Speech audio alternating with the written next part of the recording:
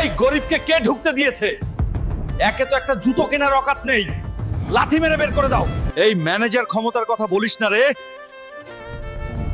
দেখিস একদিন আমি এই শোরুমটাই কিনে নেব। আমি গরিব বলে সবাই আমাকে লাথি দেয় রে। এ কি দেখলাম আমি রে? ও দেখো, ওই সাইনবোর্ডে লেখা আছে, জঙ্গল থেকে মুকুট সোনার এনে দিলে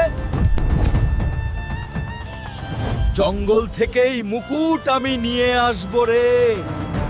এই জঙ্গলটা এত ভয়ঙ্কর যে কেউ আসেনি। যাই হোক, এই অভাব শেষ করতে হলে আমাকে মুকুটটা আনতেই হবে রে। এই তো সেই সোনার মুকুট। এইবার আমি এই সোনার মুকুট নিয়ে গিয়ে এই ম্যানেজারের অবস্থান কোথায় আমি দেখাবো। আমি এই মুকুটের পাহারাদার।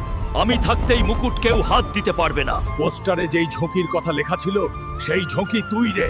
বন্ধুরা, এবার আপনাদের শক্তি লাগবে। একটি লাইক আর সাবস্ক্রাইব দিন, তারপর দেখো এই জানোয়ারটার কি হাল করি রে। এই নিন আপনার মুকুট। এইবার কথা মতো আমাকে 10 কোটি টাকা দিন। ম্যানেজার, হাল্ককে 10 কোটি টাকা দিয়ে দাও।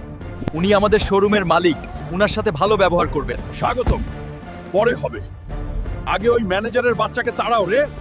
বন্ধুরা, টাকা থাকলেই সবকিছু পাওয়া যায় না। ভিডিওটা ভালো লাগলে চ্যানেলটি সাবস্ক্রাইব, লাইক এবং ফলো করে দিও।